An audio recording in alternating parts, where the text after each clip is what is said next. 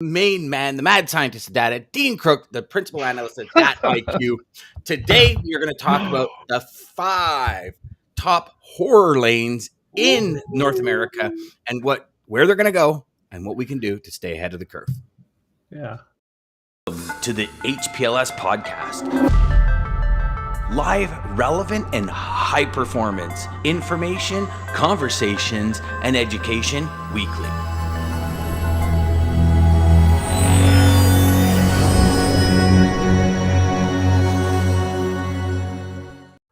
So before we get going here, because I think this topic is going to be one. I mean, we've already had a couple of comments this morning saying like Atlanta's got to be on that list somewhere, and we got some surprises for you. But Dean, I just have to say before we go anywhere, I've been getting so many people connecting with me over the last couple of weeks, saying that like Wednesday is their favorite show to watch because the way you take the information, the way you translate it into what is, but not only that, the way you give everybody a background context as to why this is happening. You know, as DJ knows, and you might not know, Dean, you know, all week we get guests for weeks to come. We've got pretty much all of March filled out for guests. And I was speaking to a customer yesterday, and he says, I listen to your show every day. He goes, I just love it. He goes, I put it on my way to work. He goes, that guy, Dean, he goes, he actually called, he said, you know, the guy with the English accent. I said, don't ever say that. He's Australian. And he says, yeah, I know. I actually asked a New Zealander friend of mine if it was he was Australian, and he lost his marbles. Oh, yeah. You know, that Quebec-Ontario kind of rivalry there. But, but he said, you know, Dan, he goes, that show to me, he goes like, 90% of it's not in my market. He goes, but he used to be in sales. So I actually coached this individual. And he says, if I was in sales, that would be gold. He goes he goes, do people really realize? It really is. You coming on the show with us is really insane. Insane. And he even said, he goes, like, do people really realize the value in that area? And it's funny because I know last week you and I had a conversation. I shared that information with a student, and the prospect that he sent it to, the information, just the data that came from your system when you know how to use it properly. We're talking a multi-million-dollar account was like, dude, we got to talk. If you can give me that kind of insight, we got to talk. So for everybody watching and listening, today's show, whether you're watching live right now at 9:03 a.m. on Wednesday, or if you're watching this afterwards, either on any of the social platforms or listening to it on the podcast, the information we're going to share with you today is the 5 biggest horror lanes in North America right now. So these are price increases, capacity drops, all of the above, what's to come, what's to expect. So get your pens and paper out, fire up Evernote, fire up your word processor, whatever you use. That's pay attention. Because take some notes, everybody. Absolutely. If you have customers in these 5 areas, this is absolute gold. Or if you have customers that are looking to deliver to these areas, not necessarily in these lanes, but looking to deliver to these areas, there's strategy and understanding that's going to help your customer stay ahead of some of the challenges that we're going to talk about. So we got Wednesday is truly the best by Ryan. Yes, sir. I love learning from Dean. John says, good morning. And then Lisa says, good morning. Good morning, everybody. Good Wednesday morning, is a bomb day. Like Wednesday is the shit. It is. It really is. I love it. All right. So Monday's hump day, right? What's that? And but you know what? What a better day to learn. Like, you know, you're halfway through the week, your head's kind of slagging. You've been beat up Monday and Tuesday by everybody. And Wednesday you come back. This is a pickup for you. Yeah. You're like Gladiator. Data. Yeah. You're like Russell Crowe in Gladiator. You know, you're coming back strong, baby. All right. So we have a couple of things that we're going to share with y'all. It's going to be a little bit of a different interactive day today. First lane that we're going to start with is Laredo to Toronto, Dean. So we've got some data pulled up. Yep. So just sort of to level set, and good morning to everybody listening. You know, data is kind of interesting, but it's on its own. It really doesn't mean much, right? So you've got to put, if you don't tell the story around what the data means, it really doesn't mean much to people. So I think whenever you're talking to anybody in sales, what's important is to understand, you know, the data directionally what it's telling you, but also wrap that data in some context. And that's what I spend most of my time doing. Like, it's the why, because you've got to really say, well, why is that? And if you can explain that, then I think you can take the data and finagle it into your customer situation, depending on what sort of market they're in. So this first one's kind of fascinating, because this is Laredo to Toronto.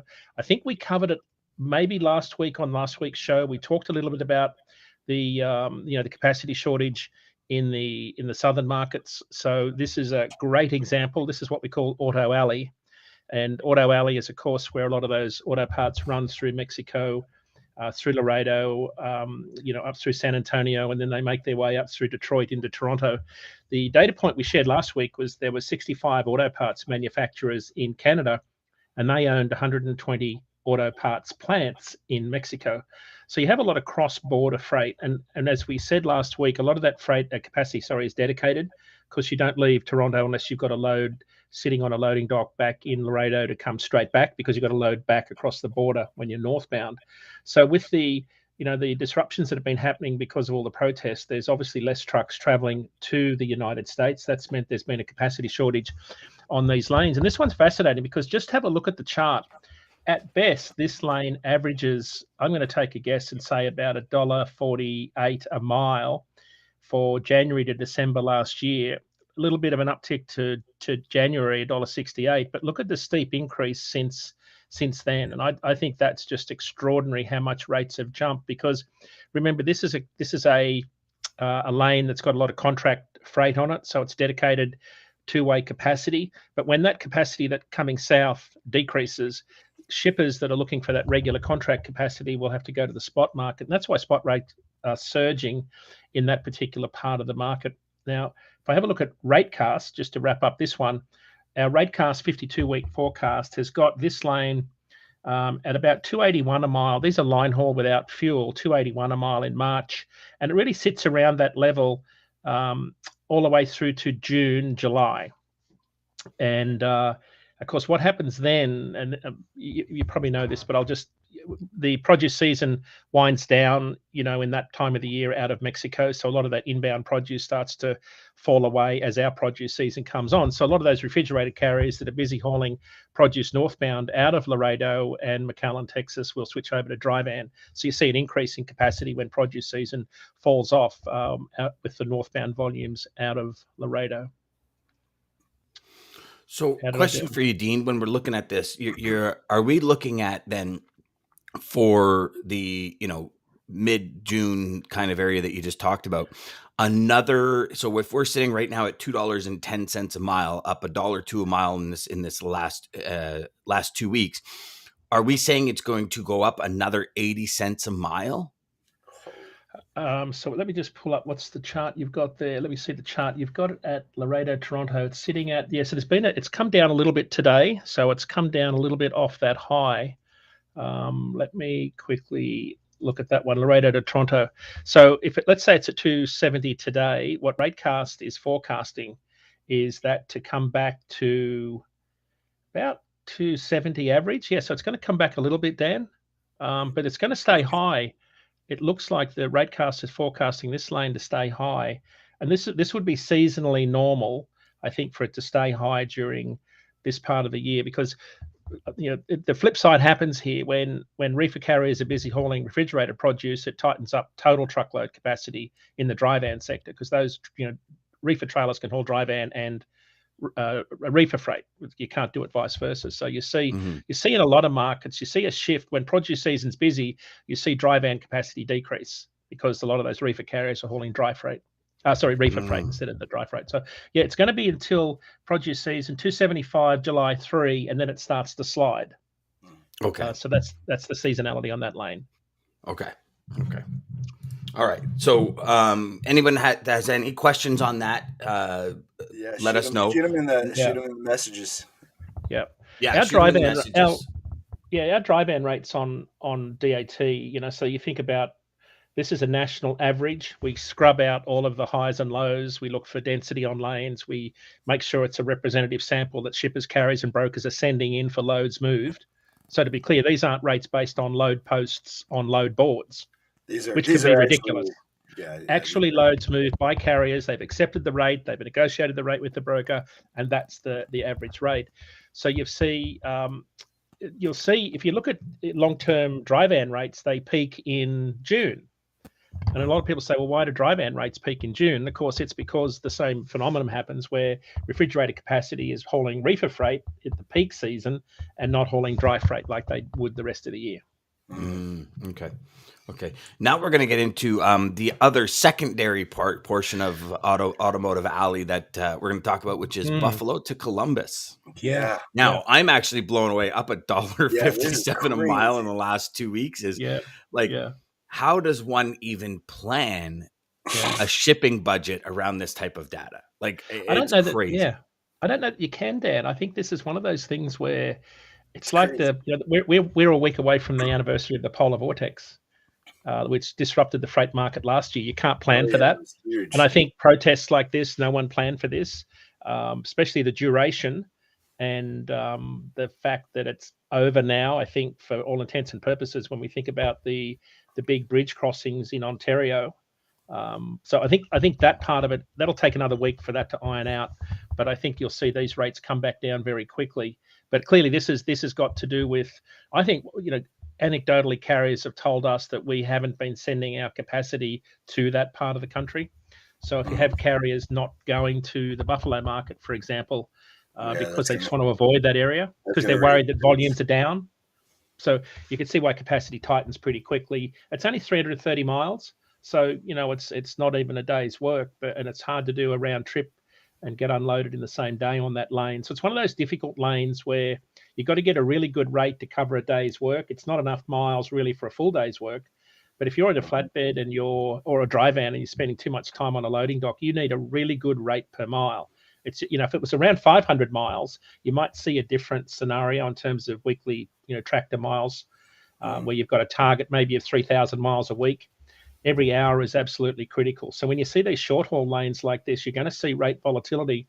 And it's not so much because of the rate per mile. It's the fact that you can't get enough miles in a day because of the markets that you're working in. So I think if you look at RateCast, the long-term 52-week prediction there is, if we're sitting at, what's that number there, Dan? I can't quite see it. What's it averaging today? $4.95 plus a 45-cent increase. Okay, so $4.95. So RateCast has got it coming back to about $4.11 by the 20th of March. And then it drops right away in April, cools right down, doesn't start to get back to the same levels it's at today until September.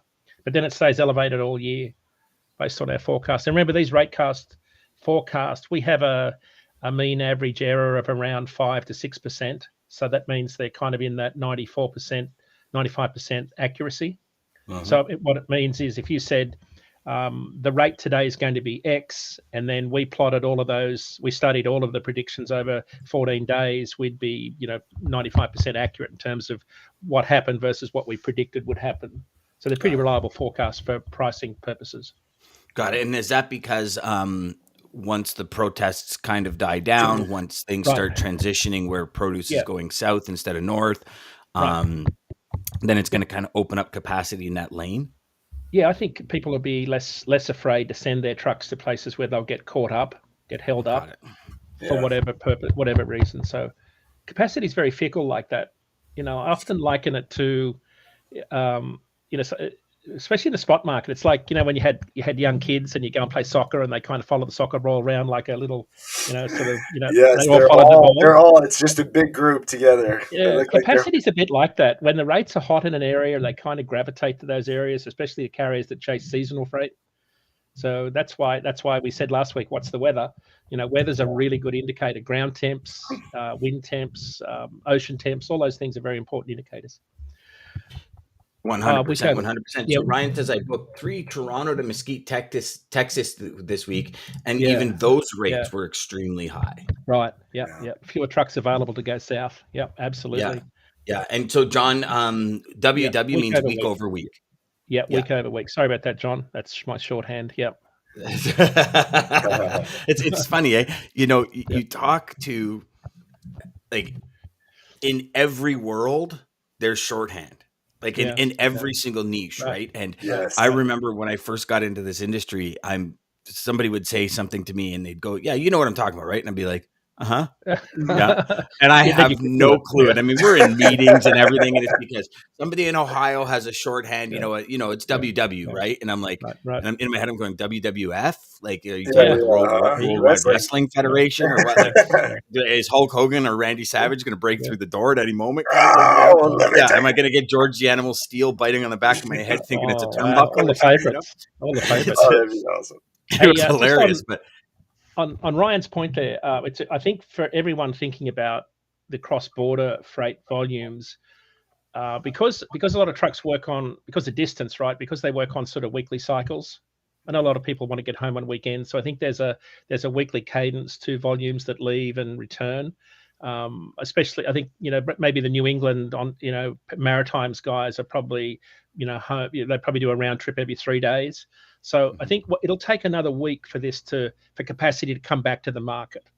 It could take more, right? So weather permitting, but it's not going to, you just don't have the protest end on Sunday and then suddenly capacity's back in the market. It takes a while for people to get back in the groove, back in the cycle. Because they have to get the orders, then they have to go load them, then they have to go down south. And if it's a load that's delivering Monday, they're not leaving on a Wednesday to go to Laredo for Monday. They're going to leave on the Friday. And then you get like when I was at Transcend, at one point we had 165 trucks.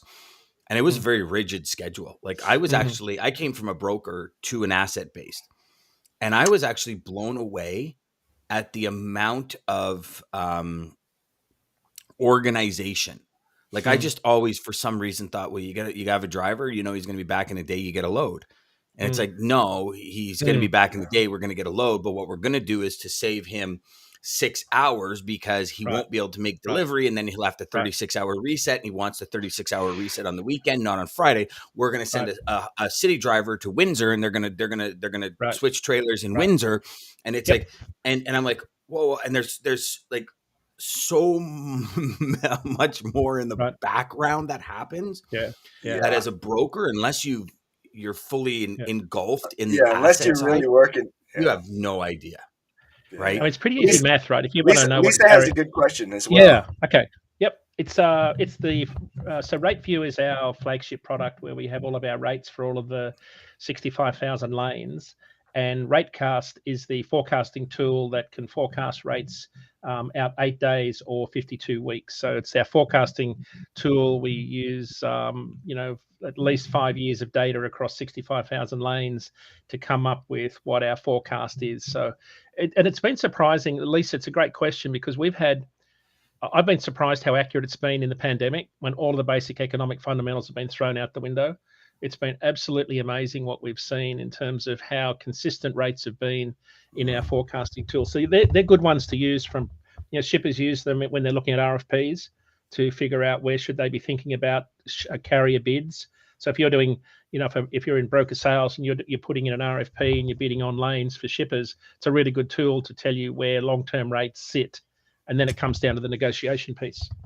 Definitely, definitely a great tool as well. So this tool is new to me, but especially if you have those customers that are wanting you to stick on rates for 6 months or something crazy. I mean, you really want to use something like this to know. It's a good guide. Yourself. Yeah, it's a great guide. Yeah, and even go a step further with that. Yeah, I believe it adds a massive amount of credibility to the conversation. If you can sit with a shipper, and we've got some things in the works for everybody watching that we're trying to get DAT to come and work with us to get all of our listeners a discount on this program, because I think it's absolutely mandatory.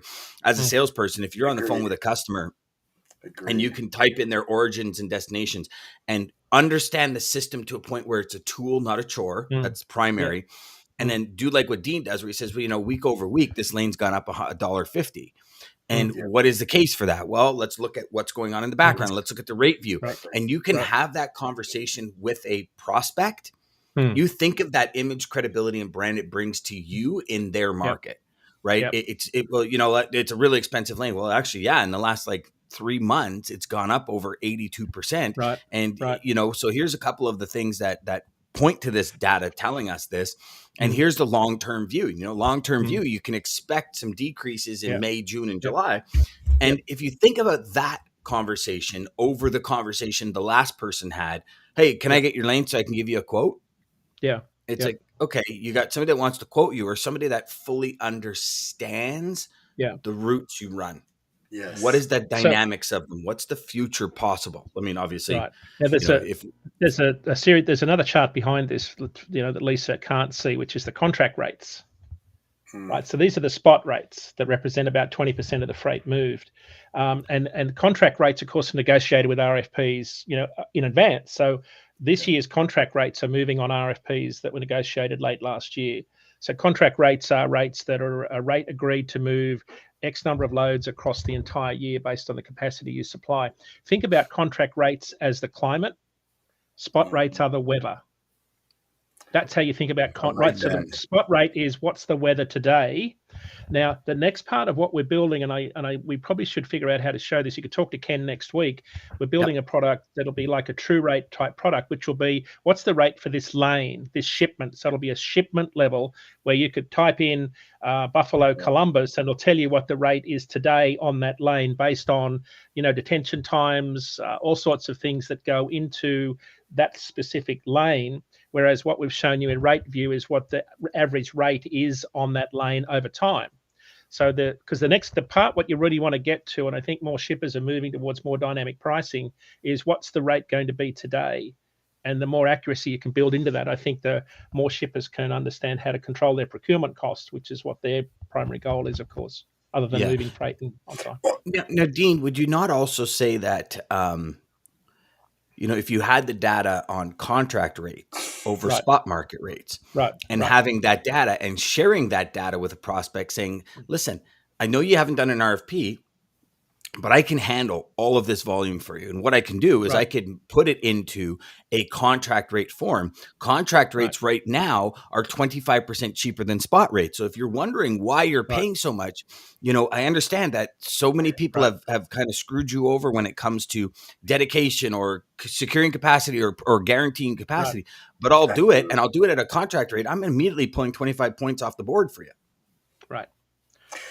Best way to explain it to them as well is think of it like buying gas. If we could have prepaid for a year of gas 3 years ago, or even 5 years of gas before gas went nuts, you think everybody would have done it?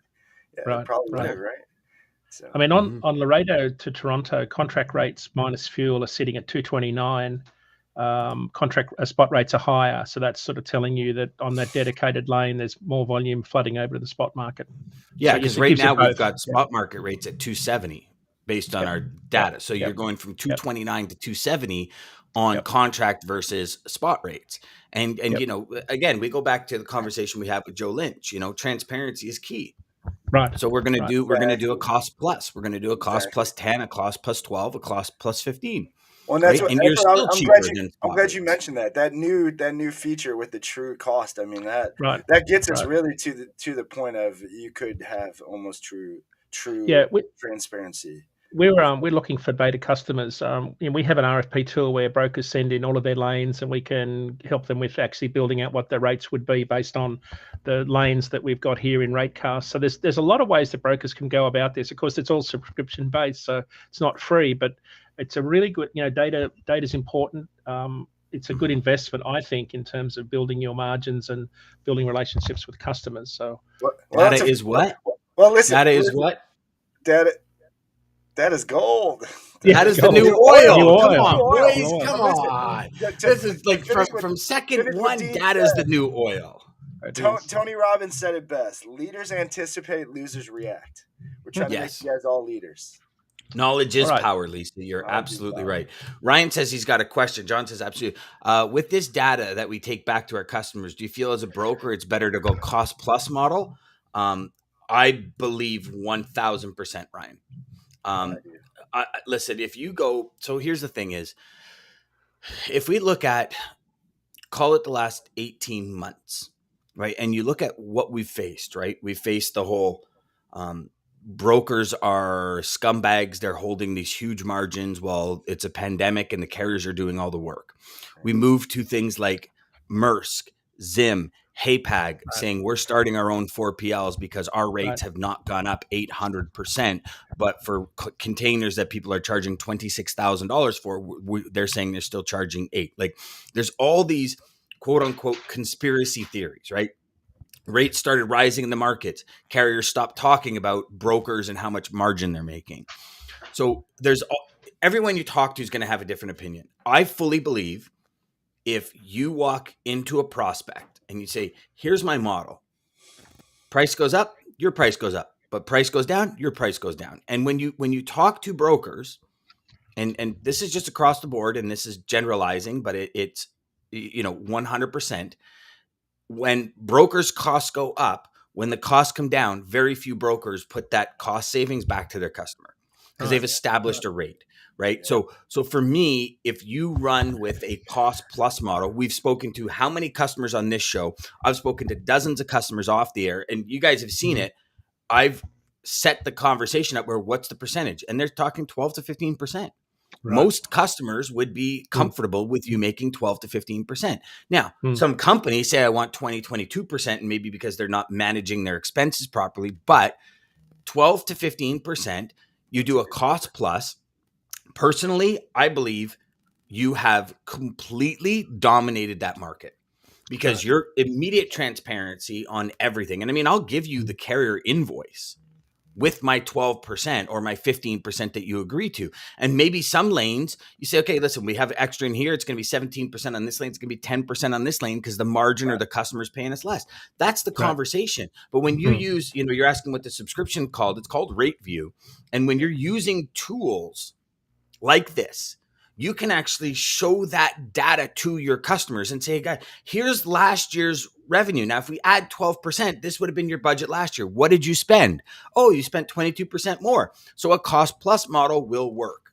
Yeah. You see what I'm saying? And that's where data and the cost plus model is giving total transparency. So, so to lose that customer, here's the key. I mean, you want to talk about a pipeline sealer, do a cost plus. I mean, you're still going to have to fill your pipeline because customers are still going to leave here and there. But if you're not taking huge rips from them and you're literally just showing them exactly what they're expecting and what to pay.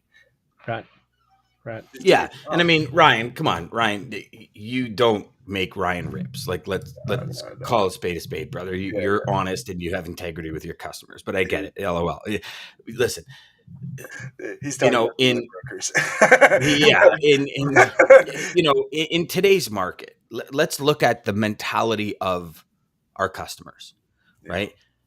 There's been more money spent in the last 16 months on logistics than they can count in history, right? But meaning increases, companies for the first time ever the majority of them are losing money over making money, and we've spoken to companies, like we've had them on the show where it's like, you talk about John Brewer who's saying, guys, like logistics just isn't, the food, it's the salt and pepper packets. It's like, there's a lot that goes with it.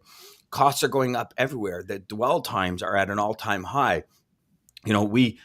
I had a conversation with some of the people in Inception the other day, and it was like, develop a cost that shows all the accessorials, because this gentleman was like, you don't believe it, Dan, like we're 84 hours on the dock. And I said, what's the problem? He says, it's manpower. And I said, okay, so here's what I would do. And here was my suggestion. And if any of you are facing this, I suggest you do this as well. You take the last 2 months of accessorial charges and you add that up. And I guarantee you it'll be more than paying the people they have or increasing salaries in the warehouse by $2, $3, $4 an hour. It'll be way more. When you keep a truck for 84 hours, everyone that does your freight after that wants 3 times the cost because they know they're 84 hours. Your accessorial charges are astronomical, but there's different ways to skin that cat. And when you have the data, you have the gold. Right. Dean, my first interaction with Dean was when Dean sat on the panel at the TCA in 2019 before COVID even happened. And the first thing you said, Dean, was data is the new oil. And I remember, because I'm in the middle of posting on LinkedIn, because I just finished taking pictures of, I forget the presenter that was before you, taking pictures of their PowerPoint presentation. And I just kind of stopped and I looked up and I went, holy crap, I got to meet this guy. Because wow. So, I mean, that's where I believe the market's going anyways. Right, And I believe right. the first people that are to the market are going to be the victors in it. Because then it's all going to be about cost plus. But what are you willing to take? Are you willing to take 10 over 12 over 15? Are you willing to take 8? Are you willing to take 6? Like there's right. Yeah, definitely. Well, There's some myself, more questions. I think builds trust. it's trust. Yeah, Yeah. 100%. 100%. Morning, Jeff. Jeff says, Dean, what's your opinion regarding RFPs and long-term contract stability, sustainability due to the market volatility? Yeah, tough one. Shippers have reacted very differently in the last year. They've carved out a lot of their core lanes and gone to RFPs to lock in capacity and let a lot of lanes. See, shippers, when they go put out these RFPs, there's a lot of lanes that have 1 or 2 loads a week. And there's a lot of lanes that actually end up being ghost lanes. No freight moves on them, even though there's an RFP rate in there. So what shippers have been doing is they've sort of stuck to this core volume and let all the other volume go to brokers, 3PLs, spot market, the 1 to 2 loads a week. That's been a massive trend in the last year. How sustainable? I think the rates negotiated now are quite sustainable because this market will turn, capacity will loosen. It's already showing signs of loosening. So I think the shippers will start to get back some pricing power over time. And to Jeff's point, there definitely has been a switch from contract carriers moving in the spot market to take advantage of some of the higher rates, but 100%. not as much as what you would normally think, because the double-digit rate increases they've been giving to shippers have come with higher commitments to honour the obligation to move those loads. Now that said, carriers on average are only accepting 3/4 of all the loads they get in. They're still rejecting about 1/4 of them. So that's been the problem that has been persisting through the pandemic. But we want to go we want to go to those other lanes. I know. Yeah, and then Ryan, we'll come back and answer your question in just a minute. So we did Buffalo, Columbus. Let's do good old Atlanta, Orlando. And Jessica, if you're watching, here's your Atlanta. We put out a post this morning, Dean, saying, and I kind of gave half of each lane as to what it was, and Jessica came back and said Atlanta's got to be on that list because it's a nightmare. Yeah, Atlanta's a big distribution market, right? So it's sort of a hub for truckload carriers, a lot of interstates, a big intermodal rail network comes in and hubs in Atlanta. If you think about Atlanta as a distribution point in the Southeast, 85 million people live within 500 miles of Atlanta. And that includes right down to Lakeland, Orlando, not quite to Miami, but in a normal day, you can deliver freight out of Atlanta with a truck to all of those markets. So it's a big distribution market. A lot of freight comes in from Chicago in particular. If I have a look at that lane, Atlanta, it's our busiest lane in both the dry van and the refrigerated space in particular. Dan, have we got reefer up there? I can't quite see it. This is reefer. Yeah. Atlanta to Orlando return on reefer. Yeah, so I look at this lane as a bit of a kind of a benchmark to see what capacity looks like in refrigerated. So it's been sitting at about $4.30 a mile since last August. So it's capacity's been pretty tight for 440 miles. That's a difficult lane. Again, it's kind of that tweener lane where you can get it done in a day, but you can't. You've got to be very careful in terms of time to get unloaded and then reloaded the same day. So it's a lane that's fairly difficult because you've got Atlanta traffic and Orlando traffic. So 440 miles is right at that outer limit where it's hard to get a trip done and unload and a reload, or certainly an unload to get ready to reload the next morning. Rates are down to 353 this morning, average in the last 7 days. So they're off about 80 cents on the January average, and if it's 353 today, Ratecast has got them. Rates will go up typically between now and March, and that's of course produce season. A lot of truckload volume will coming out of the Southeast. If you think about when does the US produce season get going, the starting line really is in the Southeast when it gets warmer in April. So that's why you see capacity tighten up until then. Once you get to peak produce season, it's up around $4.43 a mile all the way through to December. So it's going to be a lane. Orlando is going to be a very tight lane for, I think, the rest of the year. Northbound rates have been dropping a little bit. That's why the southbound lane's been dropping. That's why the northbound lane's been increasing to compensate. But we've got what have you got the return at there, Dan? Chicago, Atlanta.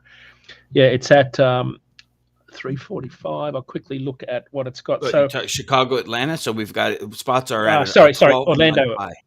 Yeah, Oh, sorry. I was just looking at that one there. So northbound though, so if you're in broker sales and you're trying to get capacity, northbound out of Florida, anytime between now and peak produce season in May, going to be really, really hard. You're going to pay a lot for it. The average on our rate cast is $3.44 a mile, as high as $3.65. Wow. So that's peak. That's the peak this year. That's normal seasonal produce activity, because that's sort of the end of the produce season, because it gets too hot in Florida after that. Anytime up until that, capacity is going to be very tight. Again, that capacity that's in Orlando and Miami after produce season moves further north up towards Georgia, and that's when you see capacity tighten there. Okay, and then we've also got Chicago to Atlanta, 12-month high, $1.07 a mile, year over year. Chicago to Atlanta, that number is just insane. It's a pretty busy lane. Remember, all of your Class 1 railroads hub in Chicago. I think something like 30% of all rail movements arrive in Chicago and get hubbed there to be sent to the East Coast. So you see a lot of volume from Seattle. Los Angeles comes into Chicago. All the Class 1 railroads then have to have different share with different railroads, and the freight gets moved across different rail networks. But capacity's been very tight on that lane in particular in the last year. In the refrigerated sector, it's been incredibly tight. So if I look at Chicago, today it's at $4.75 a mile for refrigerated capacity. It's up 5 cents on the January average. That's a 12-month high.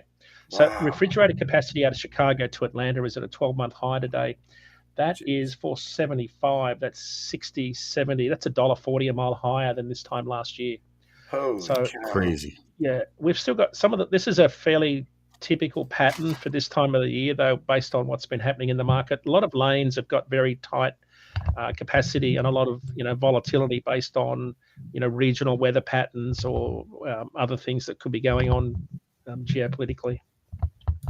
So then to finish this off, we got Gary, Indiana to Pittsburgh, 12-month high, up 95 cents a mile on a flatbed. Yeah, Gary, Indiana is, for those that don't know, Gary, Indiana, of course, is just around from Chicago. It's 30% of our steel is manufactured there. So all the rolled steel, plate steel, coil steel comes out of Gary, Indiana. You see all the steel works when you're there. Pittsburgh's obviously another big steel market for a lot of finished products. Rates are they're at $3.94 today. So that's up about 30 cents a mile since December, based on this morning's numbers. That will have changed from some of the numbers you're looking at now, because they kind of change daily depending on as our contributions are coming in from all the loads being moved. But that's slightly less than where it's been most of the year. It's been up around $4 a mile for most of the year, and long-term forecasts got it sitting at about $3.44 in March, but remaining around the $3.30 level the rest of the year. Which is in the normal range based on the normal range, yes. So what you're seeing today is sort of some of those extraordinary volatility that can be driven by weather in those markets. Okay. So I know we're running a little long today, everyone, and I think 5 lanes is probably a little too much every week, but we want to give you as much content as possible. We want to give you as much data and knowledge as possible. Dean, Ryan says, so go about getting the data consistently with customers. What does the process look like to truly be a resource, not an order taker? The process in terms of getting access to the tool is to be contacting someone in sales. I can connect you with someone in sales to talk through the different pricing models depending on the level of access. So if they want to contact you, Dan, I can make that happen. Sure. So if you guys want to send me a DM or something, or an email, if you got my email, whatever, send me an email and we'll get you the contact for costing inside that. And then what would it look like? Would it be more of learning the system and kind of entering the data, origin, destination, commodity? What would that look like? Super, super easy. You just it's a UI, so you've got a user interface. You get a login access to our portal, and then you just type in the different origin destination pairs and the equipment type, and it gives you everything there on the screen. So it's a really easy system to use. Beautiful. That's awesome. Then Jeff, are you in agreement that a lot of asset-based carriers are moving their assets from contracts to the spot market to generate revenue? Yeah, 100%. Yeah. And you know, it happens all the time, everywhere, every year. You know, you have produce customers, or you have carriers that can haul produce. I mean, I remember back in the day when melons used to start, like watermelons and stuff used to start. It was just vented dry vans, and I can't tell you how many carriers would stop at the local, you know, TSC store and buy vents and a rivet gun and cut a hole in the side of their trailer and just rivet in vents, and they all of a sudden get, you know, an extra $3,000 an order just because they have vents. Just because, you know. And I do, but I also think that you know, for those of you that might face that challenge, because it's a really serious question that Jess asked, really, when you look at it. You know, my conversation with suppliers that I dedicated freight to has always been, listen, I understand you get more money. What I will do is, if I can, I'll pay, you know, if going rate's $1,500, let's agree to $1,600 all year round. That extra $100 a load at 5 loads a week, that extra $2,000 a month, when come produce season, when it's 4 weeks of produce season, I've already taken care of you. So don't let me down in those 4 weeks to try and make more money. And that's, again, all about relationship. And I know why Jeff asked that question, because he's bang on, because it's what a lot of people are saying. Well, you know, and especially, like, if you look at 2018, how good of a relationship do you have? It's the relationship. You're right. But here's where I think a lot of people have bad taste in their mouth, and I'm sure, you know, knowing Jeff's what kind of business Jeff has done and does, he probably been faced with it. You know, in 2018, there was a massive amount of RFPs that came out, and in 2019, 90%, 95% of those RFPs were trashed. Because spot market rates were half the price of what RFPs were. And I think when we look at that, you know, it puts a bad taste in everyone's mouth. And the asset carriers are going to say the same thing. Listen, I book a load with you for $1,000. I got a call back 20 minutes later saying customer canceled. We know you booked it with somebody for 900. You know what I mean? So it's a give and take. But I agree. I think it's, you know, there is going to be carriers that are going to go to the spot market for more money. Now, I know we've been way long today, and I apologize, but I think the data that Dean's driven is good. You know, Ryan says, thanks, you guys. I'm better set up for my day. Better because of this. Perfect, Ryan. That's why we're here. DJ, pull us out of here with the Take quote, us out brother. again. Thank you to the mad scientists of logistics, DAT Data. Like and subscribe down below. Sales Chatter Live. We're live Monday through Friday, 9 a.m. till 9:30 Eastern Standard Time. Again, Wednesdays are the greatest day. We have the mad scientists with us. And to follow us, to lead us out, I have a pretty good quote, I think. Lazao, anticipate the difficult by managing the easy. Love it. Love it. Data will help. To the HPLS podcast. Live, relevant, and high performance information, conversations, and education weekly.